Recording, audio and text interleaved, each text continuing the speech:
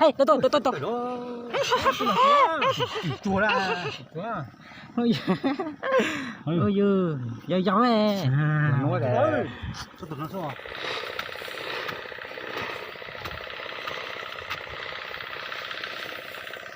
Mày quá thế.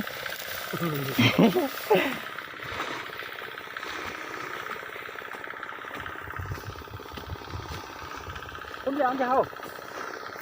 Hả? Không đi ăn gì đâu. Con tiêu à?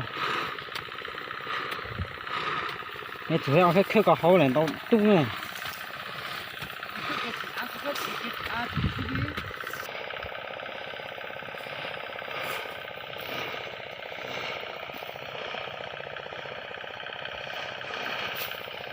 Cái khơi cái chữ lại.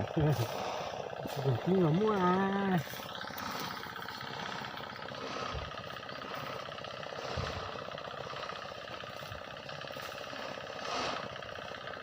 Là bán lẩu tiền ý.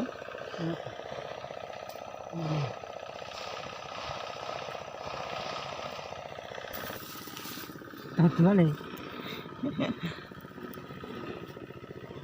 Hạt tu này.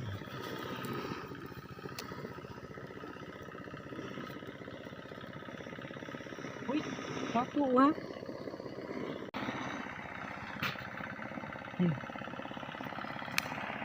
Nhớ dấu xuề.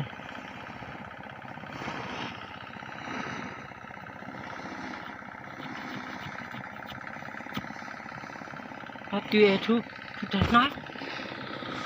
Trẻ được không?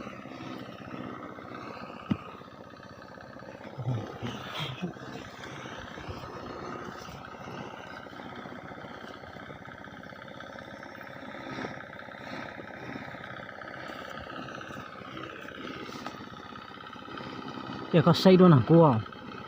Sao? Cái này đó. Có tiếng trái ta.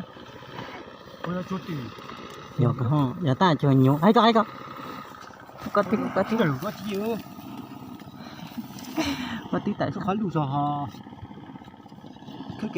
Cái tùy mà là giờ cũng tiêu nữa. Khó bị lúc khó bông cái khó bắn chậu. Chậu à. Mới làm hạt tiếng hạt tiếng. Mấy chuyện à nó vậy. Nhận hao cả. Ta cởi tu. Cái ta làm gì đó? Nhận khó bắn chậu rồi. Nó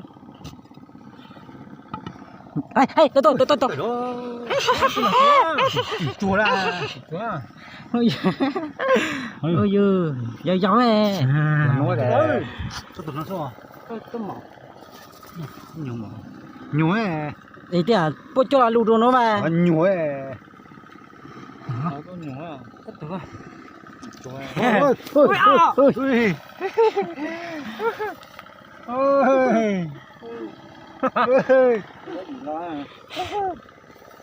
Lo đó nó chế lo đó Ô tụi nó tụt tiền mà sáng chuẩn cua với họ.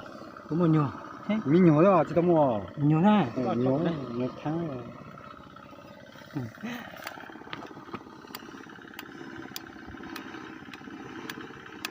nó to khó nó là trong tủ rồi Trông là to chứ à? Đồn trồng chú rẻ. chỉ nhiều quá là nó chỉ tao nổi đi nó tôi lọt tủ mà tôi lọt tủ tôi trông là tôi lọt tủ Hỏi cha cho là để đồn cũng chú nha họ. tôi cho thì có cái nó cái nào tao thì thôi tôi không biết sao À cho lửa nó gì à lửa đồ. Nó tiền.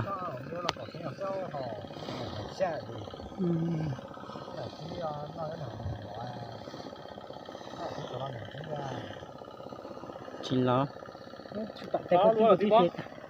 Hả? khó luôn không khó lục cửa ta thì khó Khó chín đồng tàu này. tao lên tao tôi thẳng lọc cơ